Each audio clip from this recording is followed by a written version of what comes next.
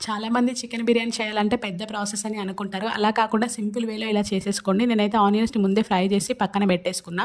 దాని తర్వాత 2 kgs chicken తీసుకొని అందులో అల్లం వెల్లుల్లి పేస్ట్, పసుపు, కారం పొడి, ధనియాల పొడి, బిర్యానీ మసాలా, గరం మసాలా, చికెన్ మసాలా అయితే వేసుకోవాలి.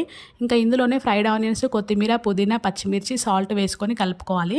ఇలా కలుపుకున్న దాంట్లో ఇప్పుడు నేను కేజీ పెరుగు తీసుకున్నాను. 2 కేజీస్ చికెన్ కాబట్టి కేజీ పెరుగు తీసుకుంటే మనకు కరెక్ట్‌గా సరిపోతుంది.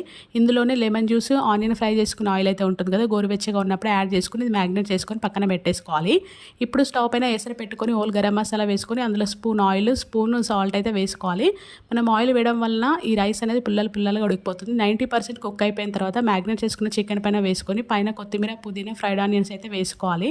ఇంకా దానిపైన కొద్దిగా lemon juice, food colour, oil అయితే వేసుకొని ఇప్పుడు ఈ రైస్ మొత్తాన్ని కూడా మనం ఒక హాఫ్ అన్ అవర్ పాటు ఉడికించుకోవాలి. 15 మినిట్స్ హై ఫ్లేమ్లో పెట్టాలి, 15 మినిట్స్ లో ఫ్లేమ్లో పెట్టాలి. అప్పుడు చక్కగా బిర్యానీ అయితే రెడీ అయిపోతుంది. నచ్చింది అనిపిస్తే ట్రై చేయండి.